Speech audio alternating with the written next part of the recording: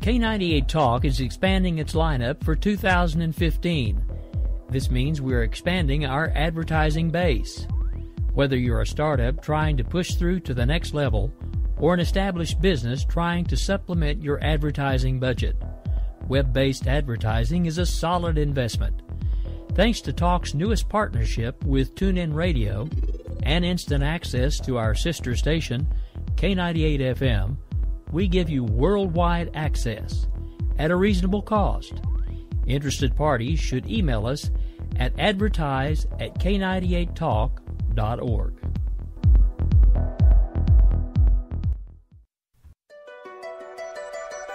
The leader in talk radio on the Internet, right here on K98 Talk and the Spark Radio Network.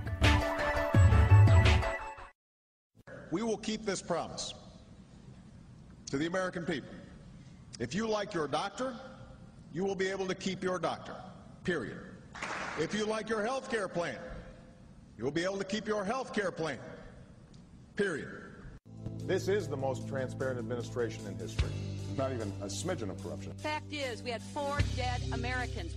What difference at this point does it make? If you got a business, you didn't build that. Oh, welcome to the face. Welcome to the face of the new democracy. Don't expect us to admit a mistake. We're paying off election debts to those on the take. Attorney General's lying even while... It's time to hear the truth about America's biggest challenges. You're listening to America Off the Rails with your host, Rick Robinson. Well, all right, folks. Happy Monday. We've made it through another one. This is America Off the Rails. I'm your host, Rick Robinson. And yes, Monday, the work day for a lot of us, is officially in the books. However, my work day is not over yet. I am, of course, the host of America Off the Rails and the programming director here at K98 Talk. A little bit of housekeeping. For those of you who are keeping up with the multitude of ways you are now starting to be able to find this show, it is now available through FM Player as well. It was just added last evening. So now we are available on iHeartRadio, Stitcher, iTunes, anytime the station itself is live with this broadcast. iTunes, actually, all the time. TuneIn Radio, whenever the station's live with this broadcast. And, of course, now, FM Player, pardon me, SoundCloud, and there's the Spreaker page. Kind of hard to forget the one that actually started most of this. All right, so again, this is a very special episode this evening. Here in just a little bit, I will be bringing the host of Red Nation Radio on with me, and they'll be hanging out with me for the remainder of the hour. We're going to give you guys a chance to get to know a little bit more about them in the event that a lot of you that listen to this show may not have quite checked theirs out yet. So we definitely want to make sure that you guys give them a chance. They're here every Thursday night right after my show is over, so make sure you check them out. Now, before I forget, because I haven't done it in a while, a big shout out to Dirty Uncles. Thanks to them and their permission, anytime we go to break, commercial, intro, outro, you're hearing one of their songs, and it's actually a really great song. If you want to hear more about that song, feel free to go to their SoundCloud page, and you can find the song itself, which sadly, unfortunately, since I've listed it differently, the name actually escapes me for the moment. But they have about 6 or 7 different songs, and this is, of course, one of them. I think it's Face of a New Democracy, but I'm probably butchering the title. Anyway, so this evening, as soon as this show concludes, you will hear a replay of the Liz Harrison radio show, which aired earlier today, and then there will be a replay for the Real Serious Nonsense crew, and then, of course, the Daniel Stafford show will be live after that. So that will conclude the majority of our broadcast for the evening until 1 o'clock in the morning when the Late Night in the Midlands crew kick off. But there'll still be stuff playing in the meantime. All right, so I think I've done enough housekeeping at the moment, so let's make the guest feel welcome here. Give me just 1 second.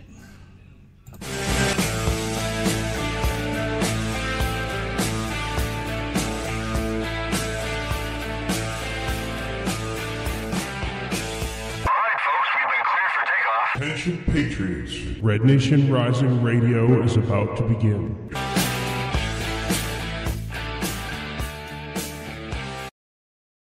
Okay, so not technically because they're here with me, but I still wanted to give them at least a little bit of their intro. So without further ado, here are Jared and Lou, host of Red Nation Rising Radio. Good evening, folks. How are you? Hey, Greg, how's it going? It's going. How are you guys doing today? Good. We're All right. good. It's really a pleasure to have you guys on. So in the event that we have folks that maybe haven't tuned in for you guys yet, which would be a big surprise because you guys have gotten some pretty good numbers since you've been over. But just in the event that we've got a few stragglers here, why don't you guys tell them a little bit about what it is that you do, maybe what got you started in this whole crazy thing we call internet radio, and we'll just kind of go from there. Wow. So who's going to go first? Jared, you go first. Okay, I'll go first. Well, I woke up politically after 9/11 like a lot of people my age, I think. And it wasn't until Obama was to that election cycle where I started getting involved in social media. And then, say, after 2010, I started to get more involved and I started writing a little bit. And it just kind of kept doing more. And finally, I was writing for a few more sites, and I was meeting a few more people, and I met Jim Lizat at Red Nation Rising. I started using that hashtag a lot, and I realized, wow, there's something, these people are really, dedicated, smart, and it was growing like wildfire. So we had a phone conversation, and I started working with him a little bit.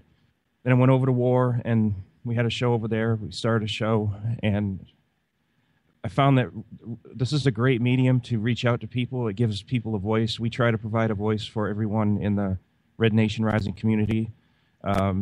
We try to get people to contribute to the show, and we involve them during the show. So, yeah, I do have to admit that is a really novel approach. I like the fact that you guys actually put the chat room to really good use and actually kind of treat it as a town hall type radio session. It's about the community's voice. It's our hashtag and the people that use it, all of our state accounts and the people that interact with our main account know that, which is at Red Nation Rising. They know that we are very much about their opinion and not our opinion, and everybody's opinion. And it's one of the few places on Twitter where you can interact with people and actually have an honest debate without being attacked. And I think that people know us as that open, honest debate for everyone. And you'd be surprised sometimes the people who jump in with us on our hashtag. No, I probably wouldn't, because usually if there's a pretty popular hashtag, almost everybody tries to get involved in it at one point or another. From every side, from every point on the spectrum, almost from the left to the right, and especially over some of the recent events, we find that we agree on things that we never thought that we would agree on. We disagree on a lot, but every now and then we run across things that we actually agree on. So it's really pretty fascinating. Well, I mean, it reminds me of one of the reasons why I actually started this crazy project. Kind of like Jared, I started out writing and doing social media, and then one day I just felt like I wanted to take my keyboard and just smash it. So I found another way to get a few things started, and we've been doing this now for a few years. Talk has just now gotten to the point where it's really started to take off, but I'd been kind of, as my friends put it when I first started the project, I've been chasing windmills now for about 3.5 years, because they looked at me like I was crazy when I told them I was going to start doing internet radio. But that's I can imagine, especially when it was new. But yeah, that's a whole nother story. But yeah, so basically it's similar situation. But one of the things that I've always said is, unless you're an extremist, and honestly, I mean like extreme on either side, most of the time, if you can put the few issues aside that we're never going to agree on, we have more in common with each other than we do the idiots in D.C., and that's one of the things that I've been screaming from my little molehill from the day I started. I'm not sure it's catching on yet, but I'm still trying. Well, that's really interesting that you said that, because Jared told his story a little bit about, kind of how he woke up politically. And my story's not nearly as passionate or as beautiful, but I've pretty much been a conservative all my life. I describe myself as a Lockean, and most people I have to kind of explain that too, but it's just really a constitutionalist. And I've been that way. I think I was born that way, actually, because I don't remember ever not feeling that way. I majored in political science, and I've worked in communications most of my career. So it's really not that interesting a path as to how I got here. The Red Nation Rising story, on the other hand, is a really interesting story. You've heard us tell it. It's in our promo. We started just from a few tweets and a few people interacting right after the 2012 election, and we were pretty disappointed people, and it was a way for us to turn the conversation from a very negative what might happen next into a positive, we can turn this around. Yeah, a rallying point. It is a rallying cry. Well, yeah, sure. And that's definitely true. I mean, I've noticed. I've actually started to get to know Jim a little bit through social media too, and it's amazing because he's like, well, because I actually private messaged him once, and I said, okay, you got to tell me how in the world you have gotten to the point where you have so many people following you now. He's like, use the hashtag a lot. It's fine, you can use it. And I'm like, but I don't know when it's okay to use it, when it's not okay to use it. He's like, just use it. And I'm like, okay, whatever. So, it is you should think of our hashtag as a public building, as the Lincoln Memorial. It's the mall. It's a place for people to assemble and scream and vent and whatever they need to do, and everybody is welcome. Our hashtag is a big tent. Yep. Yeah, I mean, and that's kind of the impression that I got about it. And I do use it occasionally when I feel it's fitting, but there are things that I tweet about that I don't necessarily think should have the Red Nation hashtag. But I do use it when I feel it's appropriate, and I do appreciate the fact that it's been extended to me as well. Now, you mentioned something pretty profound when you started talking about the 2012 election. I don't know about you guys, but the reason that I was so disappointed at the end of that election cycle was because we were spoon-fed the fact that this was a shoo-in for us. From like day one, they were quoting all these different things, and there's no way that president with this low of approval rating has ever been reelected again, blah, blah, blah. And they even went so far as to say it was one of these things where whoever won the football game the night before the election usually determined who got the nod, because it's always worked that way. And the side that always won, that leaned towards Republican, had folks like Karl Rove like the day before going, oh yeah, it's a shoo-in. And personally, I hate to say this because I don't know if either of you are Karl Rove fans, but he needs to go away. Well, at this point, I don't know why they don't just drag out Punxsutawney Phil and let him predict the election at this point, because he's probably more right. And he's not even 50-50. Poor Phil doesn't even get when spring is coming right 50% of the time. So you can flip a coin and be more accurate than Phil, and Punxsutawney Phil, I think, is more accurate than Karl Rove. So, yeah, I think it's an exercise in futility myself, actually, and it does just disappoint you when it doesn't go the way that you want it to go, and you've been spoon-fed, like you said, to believe it's going to go. Well, I mean, honestly, I really still don't fully understand how in the world the 2012 election swung the way it did, because there really hasn't been a precedent for any of this before. But again, before Obama was elected the first time, there was no precedent for that either. Nobody who was a sitting senator had ever been elected president, much less now elected twice. And the approval ratings and everything else aside, it just proves that we have become a low information voting society, and all we're interested in is sound bites and what we can see on YouTube. And that's lots of Kool-Aid for half the country. Mm-hmm. Yeah, lots of Kool-Aid. Yeah. And Vine was invented for a reason. What's a Vine video, like 7 seconds? That's the attention span of a cockroach.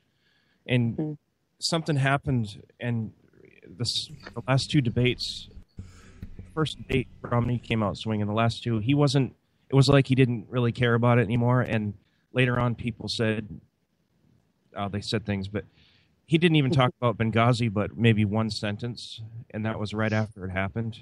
So I just think that they didn't want to win. I mean, don't you think that some of these elections for some of the larger races are kind of agreed upon ahead of time? I mean, the evidence just I don't want to think that, but I'm really starting to feel that way. I honestly feel like anymore our political system has become a brand war.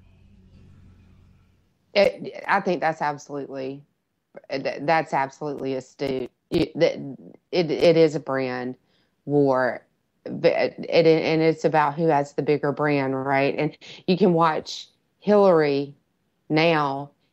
She operates like a public affairs department, and it's all about the brand, and it's all about her brand equity. It has absolutely nothing to do with policy or even politics unless they can turn politics into the right brand message. So I think you're absolutely dead on that one.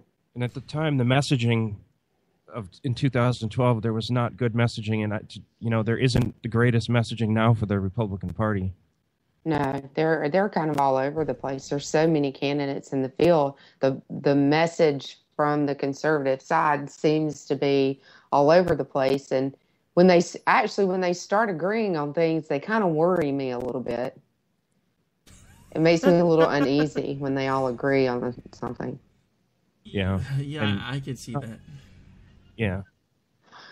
So I get a little bit worried. It's suspicious, maybe is a good word. But from a communications perspective, those of us in the field kind of tilt our head again, like my golden retriever, and go, huh? What did they just do? Just like in the debate where Jared was talking about, where he just totally dropped the ball. And you can almost see it on his face where his face drops because there's messaging that he wants to use, but he knows that he can't, right? So I've been in that situation before where I'm asked a question. I know what I want to say, but I can't say it because my messaging is something different. It's like boxing.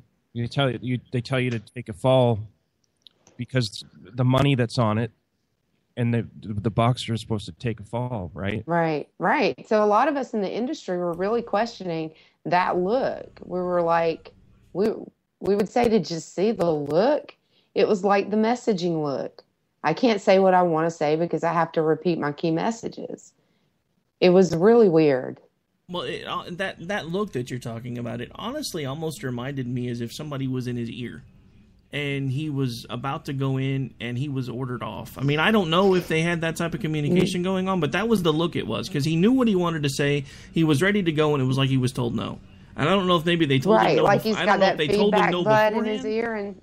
Well, yeah, I mean, I don't know if they told him no beforehand or if there was somebody that was actually just kind of in his ear going, no, we can't do that. Because that's the thing that, excuse my language, but that's the thing that really pissed me off between the first and the second debates, was because during the second debate, he outright caught Obama in a lie, and he knew it. And I along with like 150 other people, started emailing Romney's camp and saying, look, you've blatantly caught him in a lie because of Candy Crowley deciding to step in the middle of this thing, and you should really push that in the third debate. We were basically told, in no uncertain terms by reading between the lines, that his camp had decided to take a higher road, so they were not going to pursue the fact that he outright lied in the second debate. Well, that doesn't surprise me because I know some of the people that were on his campaign in communications, and it doesn't surprise me at all. And it actually sounds exactly like one of them, almost like she wrote it. We've decided we're going to take a higher road. And that works great in a lot of industries. But when you're up against a Democrat political machine, that tactic does not work. You cannot take the high road when someone is chopping at you at your ankles. It's never going to work. Especially with all the things it turns out he was actually right on. I mean, he was not my ideal candidate, do not get me wrong, but once the party swung in behind him, I did what I felt I had to do, and I tried to support him. But almost everything that he said in the debates that he got made fun of has actually happened. That he got made fun of over has actually happened. We are basically now in a resurgence of the Cold War with Russia.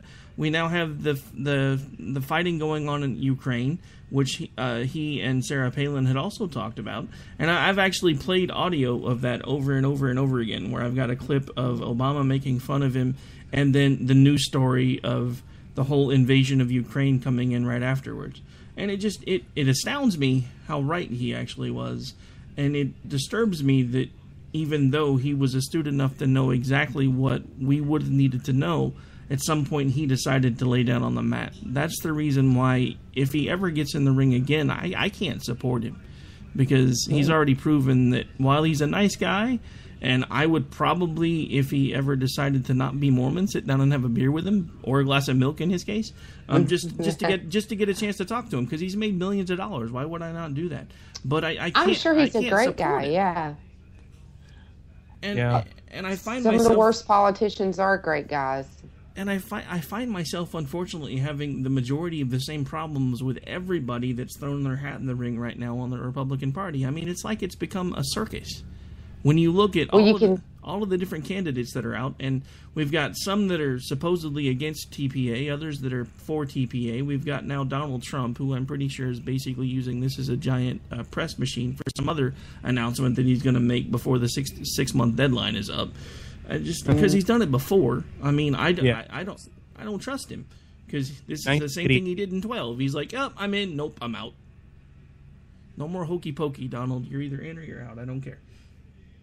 You got to admit, the speech was pretty good off the cuff, though. I mean, you can't make speeches like that as a presidential candidate all the time. You have to be on topic. But it fired people up. I don't know if he paid the people to be there to get fired up, but it fired me up a little bit, because apparently, we need a president that's not politically he paid correct. Quite a few, but he's great in the race, right? So there's a lot of people there are people that will make great presidents. There are people that will make great candidates, and there are some people that are just great to have in the race for different reasons. And I think that Trump may be one of those people that's great in the race. It's good to have him around. He's the comic relief. He is the person that others can attack. You know, potentially he draws some negative attention away from some other people, because, I mean, it's almost a watch the birdie kind of thing. It's like, watch Trump while we do some real work over here. And that's not to put him down, but at all. But sometimes I think that, you know, that just like you said, they're decided upon in advance. Some of those things are decided upon in advance. I don't know why they would decide they were going to have, 12, 14, 16 people if they were deciding in advance in one race. But we know how many, you know, how long half of those people will last, maybe till January or February, and they'll be gone. I don't know if that's good or not either. You know, but it's a very bizarre year. I will give you that. So did you guys hear in the speech where he gave it there, where Trump gave the shout out of how much money he's actually supposedly worth? Yeah. He went into detail about his net worth. $8,737,540,000. Donald, why is it every time I mention that you start talking? I mean, come on, dude. How many times you got to tell us how much money you're worth? The thing that's interesting about that, though, is if you look at the Forbes information, they cut it in half. So that was interesting that Forbes was so different. But my favorite part was when he just kept going, "I'm really rich," and he'd tell another story, and then he'd go, "I'm really rich." Well, I mean, being rich is all well and good, and I like that. And with as messed up as our economy is, it would probably be a good idea to have somebody that knows how to make money to run the country. That's one of the reasons why ultimately the last time I did side with Romney, because, I mean, he may not be as rich as Trump. I don't remember his bottom line, but it's nothing too shabby. So it's not like he hasn't been able to run a corporation before. And let's face it, with as conglomerated and messed up and weird as everything is now, basically our country is one giant corporation. So it would make sense to put somebody in that knows how to run one. It's the giantest of all corporations, actually. Yep. Our government. It's the Leviathan. It you know, and it's taken on a life of its own at this point. I don't know that you can actually manage it like you do a company. I think that you might have to take it down like a dragon and start all over again. That's what Obama's done, the taking down part for us. Now let's start it over, right? Potentially, yeah, exactly. Implode upon itself. I mean, when you have government people that are not working. So, you know, and I think I saw a study, it's like 60% of government workers work really, really hard to make up for the 40% that aren't really working that hard, but they're all getting the same compensation. They're all getting the same bonuses. And being one of those 60% must be extremely disheartening. I feel sorry for those people. I want to get rid of the 40 that aren't working and reward the 60% that are for working so hard for us. Need some of the bureaucracies that are useless. When during the sequester at the beginning of it, they shut down the EPA, and they went down to, I don't know, 10 or 15% staffing, and nobody even noticed that they didn't have the full 100% staffing because they didn't even do anything. So there's so much waste. There's so many departments they don't even need. They should just fire those employees that don't do anything. They could still get by. Right, because the ones that are working hard are really the ones that are suffering for those and the taxpayers. Yeah. Well, yeah, I mean, but the biggest thing to keep in mind when it comes to government bureaucracy is the only thing the government is designed to do is basically sustain itself. So the problem is, at one point or another, it becomes less about sustaining itself and more about making itself as large as possible, which is what a lot of our founding fathers warned us against, and nobody's listening anymore. The reason the EPA is so large now that they can do away with 85% of their staff is because they've poured so much money into it because they have to, because otherwise they can't justify their own existence anymore. Exactly, and that was exactly why I called it a Leviathan, because it is exactly that thing that John Locke warned us about. It has become the Leviathan. It's not on its way to getting there. It's beyond there. Yeah, I mean, at this point, I actually saw, I think it was either a T-shirt or a bumper sticker, but I was like really jealous that I didn't come up with the idea, because it said in 2015 we have the government our founding fathers warned us about. Oh, I was like, man, I wish I would have thought of that.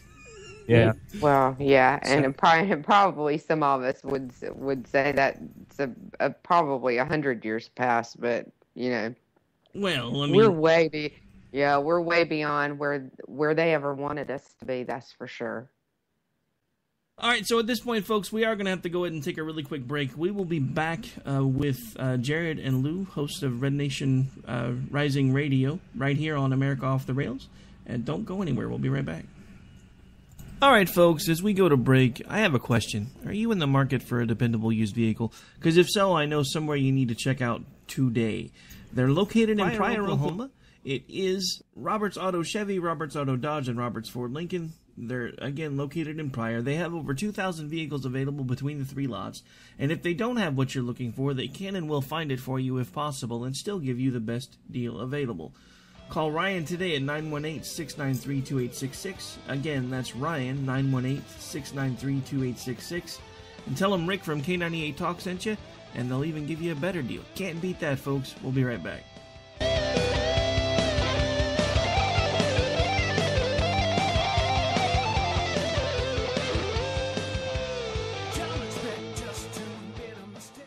We will never fully understand what we've asked of our military service members or their families, asking them to put themselves in harm's way, to endure it all.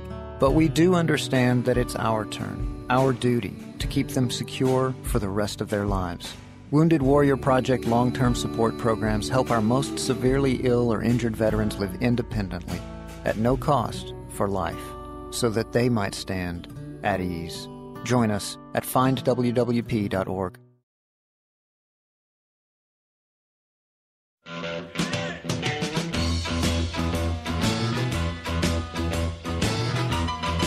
Red Nation Rising brings you Town Hall Radio. From a single tweet to 3 million a month, our community is a force to be reckoned with on social media. So don't miss our show, Thursdays, 8 p.m. Eastern on K98 Talk. Our chat room is our co-host, and you ask the question. Join us and be heard. So get ready to sound off on Red Nation Rising Radio. No one else is going to do it for you. There's a wild, wild whisper blowing in the wind, calling out my name like a long lost friend.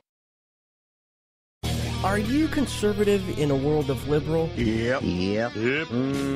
Well, you're not alone. Hey, I'm Daniel Stafford, host of the Stafford Voice, and I'd like to invite you to tune in each Monday, 10 p.m. Eastern, where I'll break down the events of the week, and together we'll learn about how they affect you. So, sit back and get ready for the good, the bad, and the ugly of talk radio right here on K98 Talk.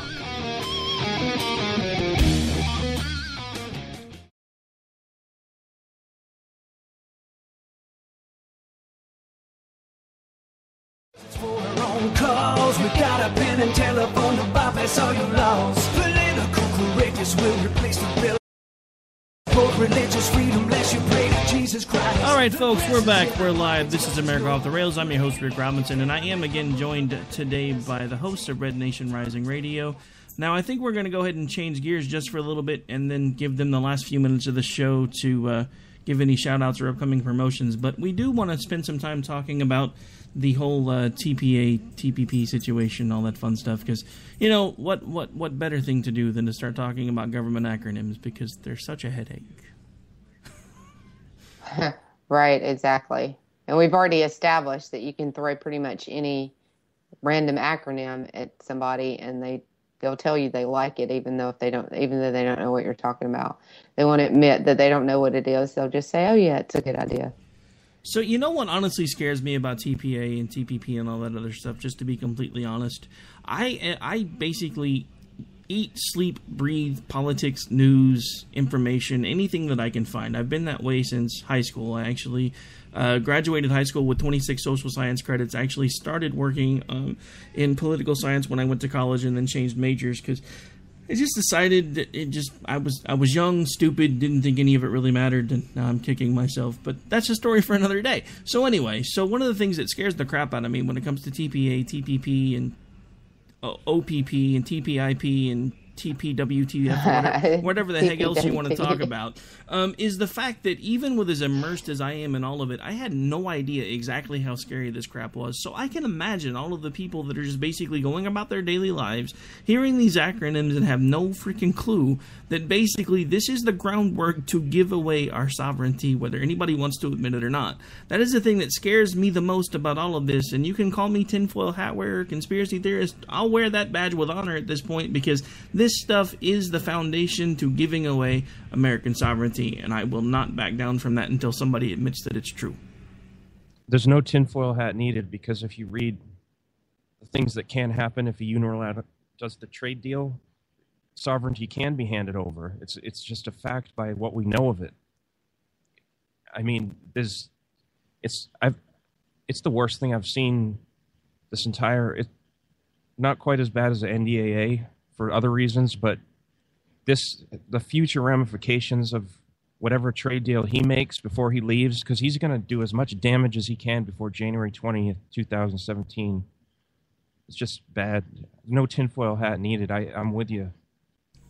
Well, no, I can even from a scientific perspective, I can't really look at it and tell either. If I step back and separate my opinion, I can't look at it and tell either one of you that you're wrong, because the patterns of logic. You judge someone's action to figure out what their intentions and their agenda and their end game is, and if you just look at past history, recent actions. What Jared said is, the most likely, most obvious answer to what's going on, I think, that's what's scary to me, Rick. Well, yeah, I mean, let's look at this logically and honestly for just a moment, because as you said, the best indication of future events is past behavior. We have a president that openly despises our country and has said so. His wife openly despises this country and has said so, but nobody wanted to listen to them when they said it. He blatantly and deliberately slapped one of our biggest allies in the face pretty much like 2 days after he took office, and sent the bust of Churchill back across the pond because he doesn't like Great Britain. And I think a lot of that has to do with something to do with either his father or his grandfather. I don't remember which. But the simple fact of the matter is he has always viewed us as some sort of an empire or an empirical nation, and he thinks we need to be brought down a few pegs.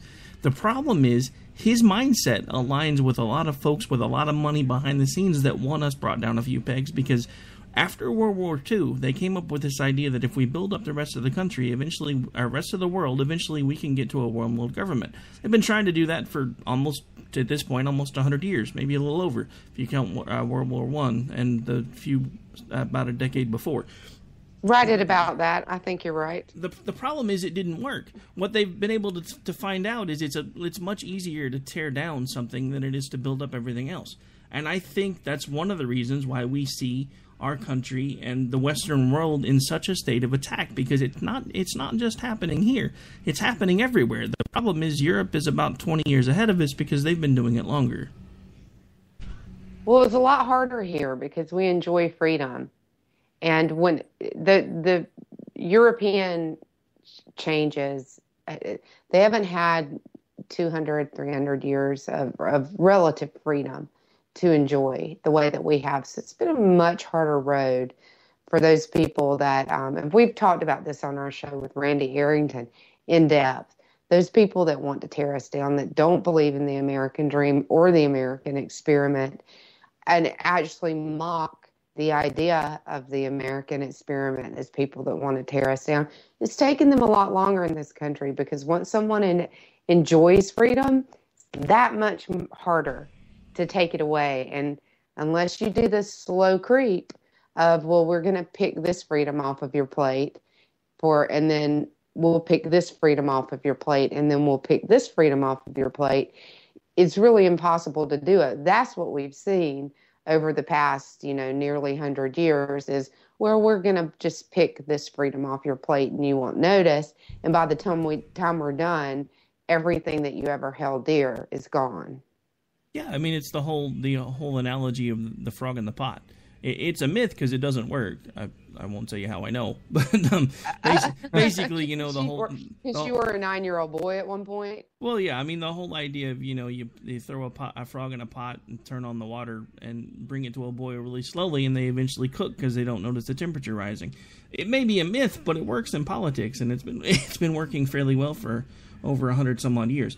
What the thing that really concerns me the most when it comes to the future of our country is if you ask anybody below about the age of, say, 25, 26-ish, most of them are ready to throw their hat in the ring with Bernie Sanders and go full-on socialism. And that scares the bejesus out of me, to be quite frankly honest. He's gotten a lot better numbers than I expected him to get for as crazy as he actually is. I'm going to let you take that one, Jared.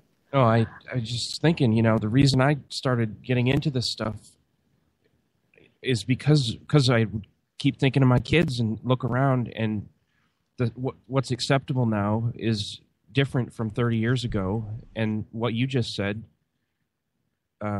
they want socialism. They say, some say, what's so bad about communism? What's so bad about it? They have no clue. I don't have proof, but I don't think they're teaching kids in school the things they need to know about history and what can happen if we went down that road. Oh, I think they obviously don't, because we're still talking about the 6 million Jews that Hitler killed, which was horrible, and I hope we never forget the Holocaust, even though some people would really like for us to and believe that it never happened. But Lenin and Stalin killed more people than Hitler did, and Mao has killed, and the Chinese communist government has killed far more people than the USSR ever did. So the communists and socialists, because Hitler was really a fascist socialist, they kill people who don't agree with them, and it escalates over time. So Hitler, he killed 6 million people, and Lenin and Stalin killed 9, and I think the Chinese government's up to, 12 or 13 at this point? I lose track of that number. It's a hard one to track because it keeps getting higher and higher and higher. It seems to be no end date to it. So I'm at the same loss that you guys are. What are they teaching our kids in school? I certainly learned that. Of course, I went to school during the Cold War, most of it. But we certainly learned of all the deaths and all the killing and, the murder of Chinese babies and things like that. And I don't hear kids talking about that anymore, and they don't know. Well, I mean, think about this for just a second, though, because one of the things that you mentioned was one of the things that absolutely terrified me when I was a kid. When we started learning about the fact that in China, you can typically only have, I believe it's one child. After that, if you get pregnant again, typically they force you to have an abortion. So there's no... unless it's a male. Well, yeah, unless it's a male. And that part I actually forgot about until you said something. But the biggest thing to keep in mind is, of course, the children in this day and age aren't going to be as shocked by that, because how many babies are aborted here every day?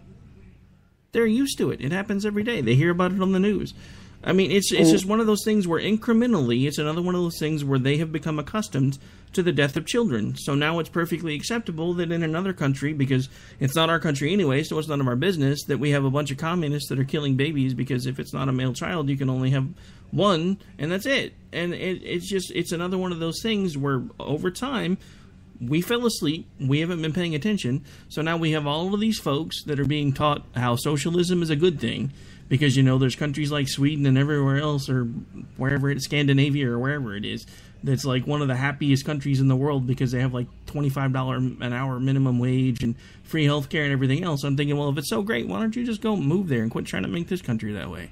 Because they won't let you. They don't. Well, that's my point. They don't let you move there. It's too hard to get in. The immigration, they actually have immigration laws in those countries that they enforce. Well, so, yeah, but good luck God forbid there.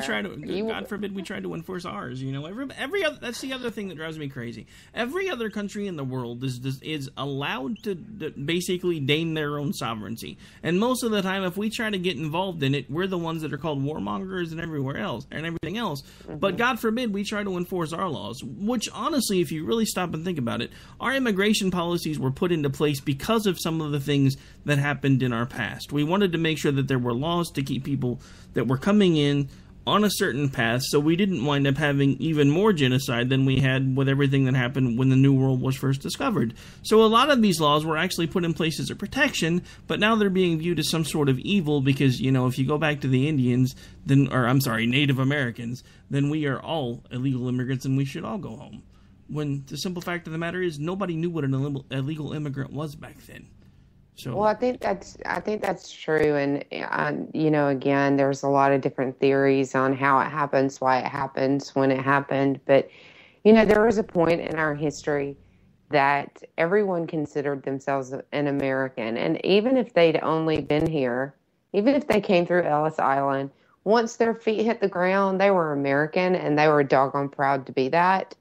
And at some point in the process, that became not so cool. And that's not necessarily the case anymore. So you see school kids in high schools fighting it out between whether it's, whether or not to celebrate Cinco de Mayo. Well, you can celebrate Cinco de Mayo if you want to, but it's Mexican independence and this is America. So it doesn't make a lot of sense for a school to do that, especially when they won't observe a federal holiday like Christmas. So the whole thing has it's part of the desensitization, I think. Sorry, couldn't get that word out. And I think it's also part of just, and I won't call it what Randy Arrington calls it because it's not a very nice word, but it is part of a brainwashing and a guilt tripping of America. You talk about the guilt tripping. Have you ever had someone say to you on Twitter or somewhere else, when you talk about illegal immigration, they say, well, what about whatever happened to bring us? You're sick, you're weary, you're tired. I think it's on the Statue of Liberty or something. I say, look, that was written when there was no welfare state in America. They came here and they got a job and they assimilated. They kept their culture, but they also assimilated ours. We did not have welfare where you could come over the border illegally. You could commit a crime even and get released on the street, like what recently happened, 121 illegal immigrant criminals. So people will throw that in my face, and I'll say there was no welfare state at that time. People came here to work, and that was what an immigrant is. And there's still some of them that do that. And it is inscripted. That is inscripted on the Statue of Liberty. A lot of people think that it's on her book, but it's not. It's at the base of the Statue of Liberty, and it is the kind of the motto of the Statue of Liberty, and it has been repeated a lot, and I have gotten that. But my answer to them is visit Ellis Island and see how they process those people that you're talking about. Because it wasn't, head on into New York City and flood the borders and go wherever you want to. There was a process for that. And it was the reason that Ellis Island was built and a single port of entry was built for the United States to begin with because of those sorts of things. So what we do now is probably more lenient than anything that we've done in at least 100 years. Yeah. To say that it's cruel or inhumane to not have open borders, to close the borders, especially on the South, to say that that's inhumane is absolutely insane, because the people that are coming through that border, especially the ones that are underage, are trafficked. They're not treated well when they leave their countries. They're not treated well on the way, and they are not treated well when they get here. And a lot of it is run by Mexican gangs. So that is the biggest false flag that people give for things like that, is the kind of comment that you get on Twitter for things like that, Jared. Pot. We were a melting pot, and now we're a chamber pot. And that's I hadn't heard it put that No. way before. That's actually, can I borrow that? It's very well put, and it's the truth, and it was our policies, it was our guilt tripping, just like you said, Jared, that led to that. So they guilt tripped us into laying the law aside and letting people, abuse our laws. And what have we ended up with? A chamber pot. From a melting pot to a chamber pot. It's a great analogy, Jared. No, I do have to tip my hat to you for that one, because that actually really is a good analogy.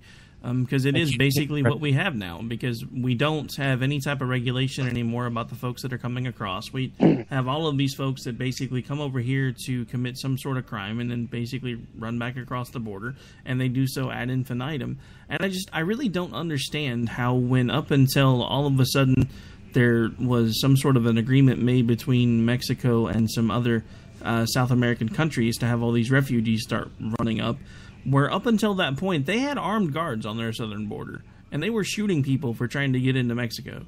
They're back. Oh, they're back I don't again? know if you heard. They're back. Oh no, yeah. I didn't know. Armed guards. I didn't know they'd put them back in. But that's another thing. Over the weekend, I think. Yeah. But that's another thing that has always kind of set me off. Is you guys we're supposedly bad people because we want people to follow rules to get in here.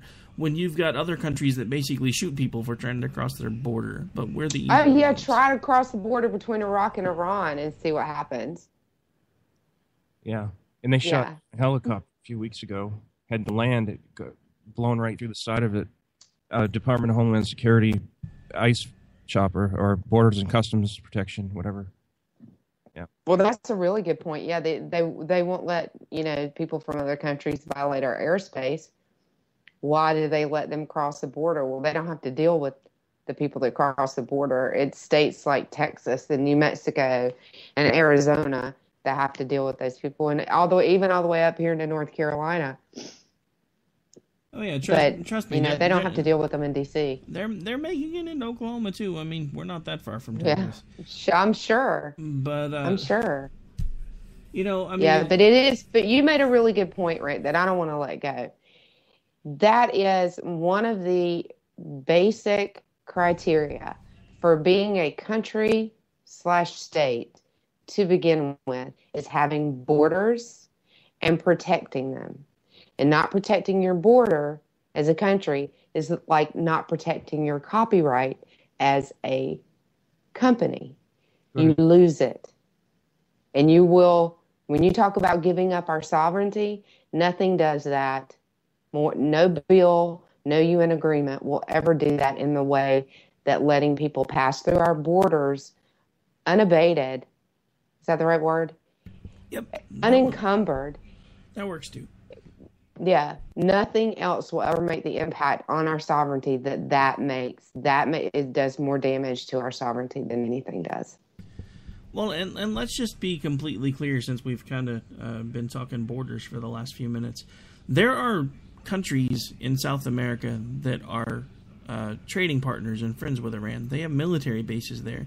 For the past several months, up until, I guess, this weekend when they put the guards back up, we've had folks coming in from those countries, and we have no way of knowing whether they're in any way affiliated with Iran or any other groups as far as ISIS or ISIL or whatever acronym you want to call them as well. And that's what scares me as well, is because we've had our borders open for so long, we don't know the number of people that are already in here that don't want this country to survive, that don't want it to thrive, and eventually do. But they're telling us they're tracking them. That's the whole point, Rick. They're tracking them. Yeah, right. Yeah. Well, I mean, if they were Americans or conservatives, I could kind of see how quickly they could track them. Because I mean, look at how many groups were targeted during the last election cycle. But I guarantee I might believe they were actually tracking them if they were conservatives. Well, yeah. I mean, that's kind of what I was trying to say. It just didn't work. So Thanks for the save. Yeah, exactly. But I mean, that I could believe. All right. Bye. So at this point, we are actually getting towards the end of the show. Is there any type of future promotions you guys want to do, or anything else you want to touch on before we start winding down? Because we are almost out of time. Yep, Jared's got some updates. Go, Jared. Today, yeah, it was interesting today. One of the tweets for Red Nation Rising showed up on the Blaze.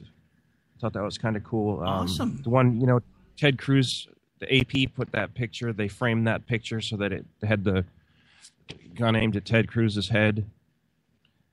And Red Nation Rising tweeted, sending a message to one of your liberal nut job readers at AP. Photo lines up gun with Ted Cruz's head. It's on Breitbart, the article. So AP, Blaze put that in one of their articles, so that was kind of cool. Just mention that. Kind of cool. That's like awesome. It happens. You'd be surprised. And the other thing, I don't want to run out of time without saying that tonight, major blitz on Twitter. You want to fill in on that, Lou?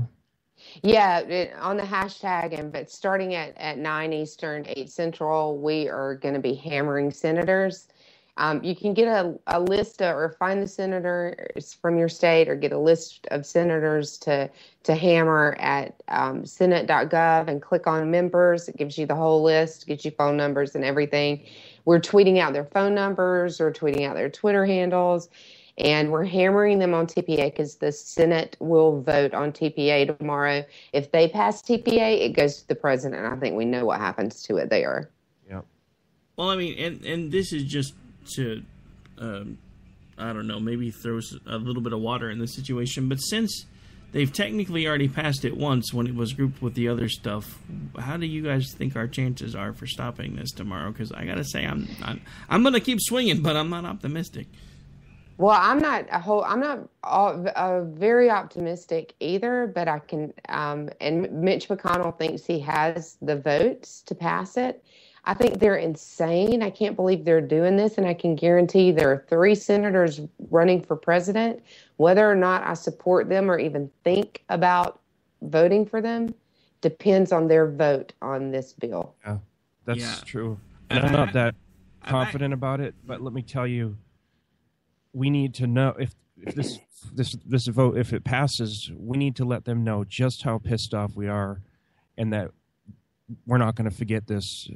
If it's the 3 presidential candidates, or it's 2016, if they're up for another seat and to renew their seat in the Senate, we're not going to forget it. We expect the Senate to be the deliberative body that it's supposed to be, correct the retaliation and the dirty tricks that have gone on in the House, and fix this situation, and send the House a message that they can't play those dirty tricks with our representatives, that we won't stand for it.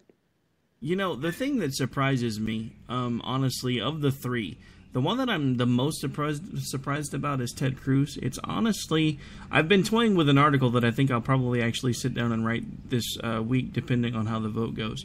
And it honestly, the title of the article, because everybody's been calling him the cruise missile, has the cruise missile lost its guidance? Is actually the title I've been playing with one of the good one with all of this other stuff that's going on. Because I mean, it's just crazy that somebody that started as a Tea Party candidate, because that's what got him into D.C. He was the one that swore he was going to go in and make a difference. He was one of that group that said, if you put me in there, I'm going to go in and make a difference. Now, a few short years later, he's become part of the establishment. Well, here's another one for you. It's from green eggs and hams to great God Obama. Ow. How you like that one? That one hurt. All right, folks. Sorry, I'm not real happy with him right now. Yeah, no, I'm not either. And honestly, he was one of the ones that I was kind of really pulling for there for a while. And I don't know, anybody who votes for that kind of stuff. I don't think that I could actually.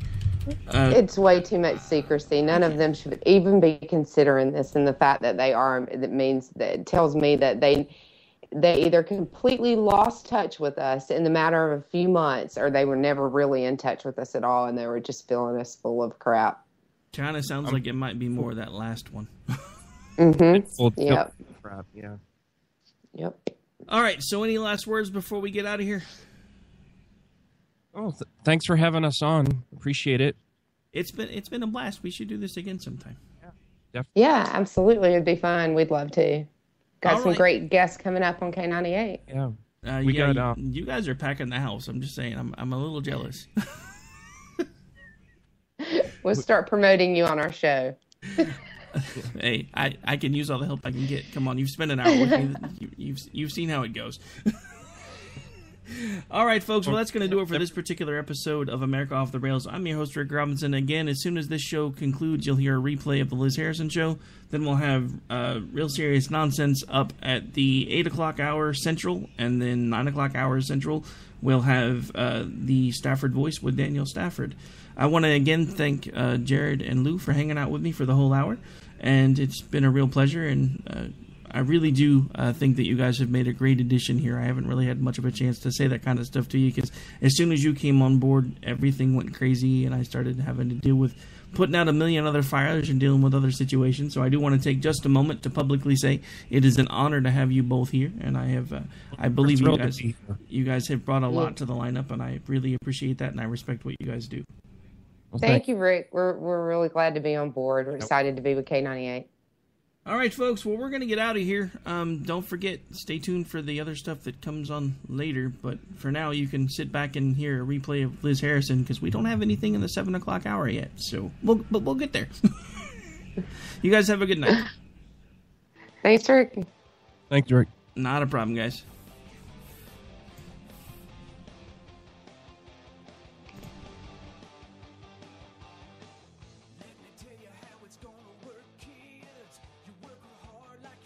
Both did everything you earned by breaking your backs. We're gonna redistribute when we make our pay tax. Hey, sit back down.